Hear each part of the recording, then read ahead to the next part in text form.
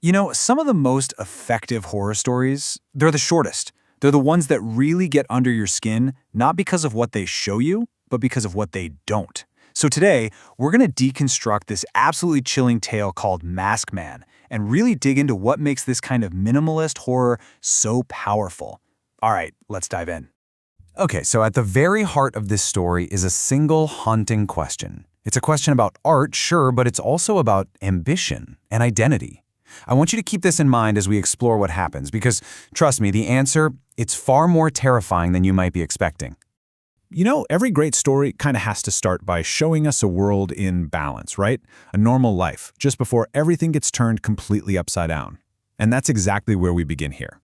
So, we're in China, and our main character, our protagonist, is at the absolute top of his game. He's famous. He's incredibly skilled. He is the Masked Man. Now, establishing his expertise is absolutely crucial here.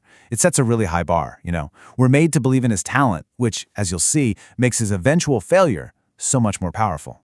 And now comes the moment where everything shifts. An outside force shows up, completely disrupts the Masked Man's ordinary world, and sets this entire chilling plot into motion. So this disruption, it comes in the form of a client, a mysterious man whose face is completely covered.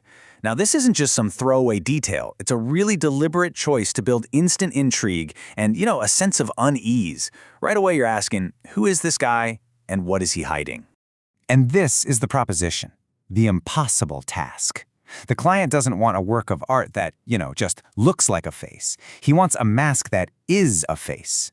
It's a request that pushes the boundaries of art way, way into the uncanny and the unnatural. So, why would our master craftsman accept a challenge this strange and this difficult? Well, the motivation is as old as time itself, a bag just overflowing with gold. It's an offer that's designed to override caution and appeal directly to, well, greed. And that completely reframes the entire deal, doesn't it? This isn't just a commission anymore, it's a classic Faustian bargain. I mean, the Masked Man is literally about to trade his artistic integrity and maybe something even more valuable for all that wealth. He just has no idea what the true cost is going to be.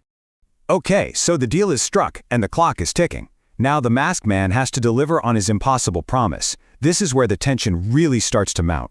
For 6 straight days, he tries and he fails. This simple timeline just brilliantly illustrates his growing desperation, right? Each passing day isn't just a mark on the calendar. It's another layer of frustration and pressure. It looks like his mastery has finally met its match. And the crucial point here is that his ambition, now totally fueled by greed, has become a trap.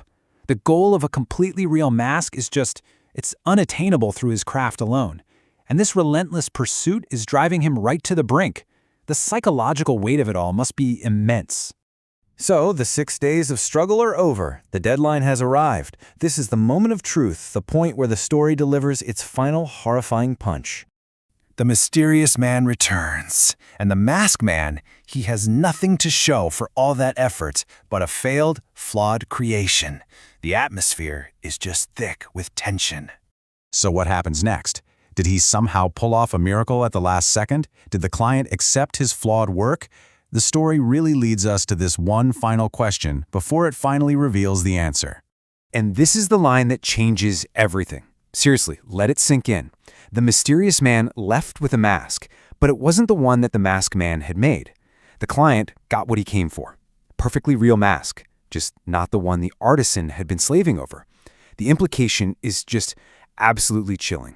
This is the power of suggestion at its absolute finest. The story never explicitly says what happened. It doesn't need to. It implies the ultimate act of body horror. The mysterious man has taken the Masked Man's own face and is now wearing it as the perfect mask, leaving the failed one behind. Our imagination is forced to do the rest of the terrifying work. So, what can we really take away from this horror masterpiece? Let's peel back the layers and take a look at the story's true face. This story is such a potent fable about so much more than just a creepy transaction. It's a warning about the destructive consequences of greed, about the very real danger of unchecked ambition, the blurred line between how things look and how they really are, and, well, the ultimate price of losing your own identity. And that's why this kind of storytelling is so powerful. Its effectiveness lies in its minimalism.